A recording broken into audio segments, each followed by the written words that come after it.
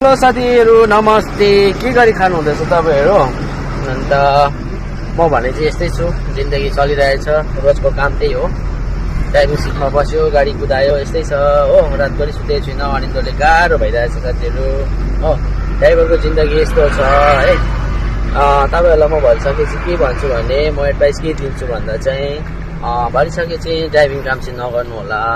तपाईहरु आफै किनेर पनि नगर्नु होला। सानो गाडीको कुरा अर्कै हो हैन। अब फ्यामिली गाडी अब यताउता साथीभाइ अब आफ्नो फ्यामिलीसँग घुम्नुको लागि ठिकै हो सानो गाडी हैन, त्यो त ठिक हो।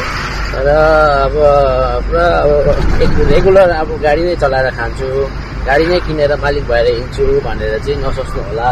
एकदमै गाह्रो छ। हेर्नुहोस् मेरो हालत कस्तो भइरहेछ, रातभरि सुत्नु पाउँदैन है। सारा दुनियाँ सुतिरहेको हुन्छ, भुत जस्तो हिँड्नुपर्छ राति हुँदो हैन। खानेको कता हो, सुत्नेको कता हो, केही टुङ्गो थाहा हुँदैन हैन।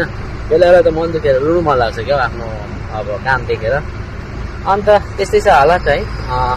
अघि बिहानभरि फगी लाग्यो, अन्त फगीले गर्दा गाडी कुदाउनु सकेन। यहाँको त्यहाँ पनि नदेख्ने भएर एकदम गाह्रो भएर चाहिँ पर्खेर बसेँ हो। साथी पनि कम्तीबाट लोड गरेर अलिक ढिलो आज मात्रै लोड गरेँ नि त, म चाहिँ हिजै लोड गरेको थिएँ हो। अन्त साथीलाई पर्खेँ किनकि सामदुङको बाटो मलाई यति साह्रो थाहा छैन नि त। दिउँसो नो एन्ट्री लाग्दो रहेछ, बेलुका 7:30 मात्रै नो एन्ट्री खोलिन्छ अरे हो। अन्त सर्टकट बाटोबाट गयो भने चाहिँ नो एन्ट्री लाग्दैन अरे नि त। अन्त त्यो लागि चाहिँ के भन्छ उसलाई पर्खेको नि त नयाँ बाटोको लागि। अन्त फेरि अलि आइसी पनि चाहिएको थियो हो। आइसी बिना अब फास्ट्याग चल्दैन हाम्रो भुटान गाडी हो। अन्त सबै के भन्छ आइसी नै चाहिन्छ नि त, क्यास दिनुपर्छ। अन्त त्यो लागि चाहिँ पर्खेर बसेको। अन्त अहिले भर्खर नै यहाँ गुरुद्वार पुग्दैछ हो।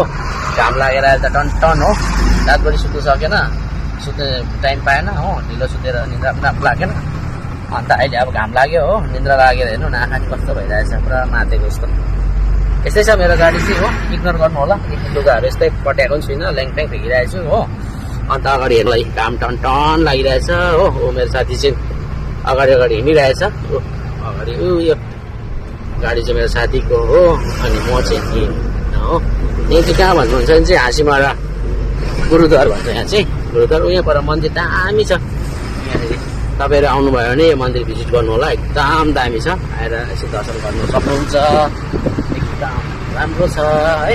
मन्दिर चाहिँ के हो, काली मन्दिर हो कि के हो मलाई थाहा चाहिँ भएन है। अन्त यस्तै छ जिन्दगी। मेरो सर्ट ब्लग हेरिदिनु होला हो। हेरेर अब के गर्नु, रमाइलो त के गर्ने है, यसो टाइम पास गरेर लाइकहरू गरिदिनु होला, सेयर गरिदिनु होला भन्दै बाई बाई साथीहरू, नमस्ते।